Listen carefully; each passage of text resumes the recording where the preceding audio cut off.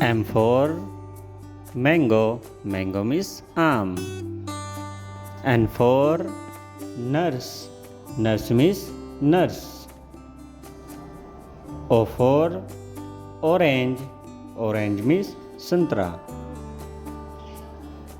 P for peacock, peacock means more. Q for quill, quill means per. R for rose, rose means gulab. S for sunflower, sunflower means सूरजमुखी का फूल. T for tie, tie means tie. U for umbrella, umbrella means छाता. V for violin, violin means guitar. W for watch, watch means घड़ी.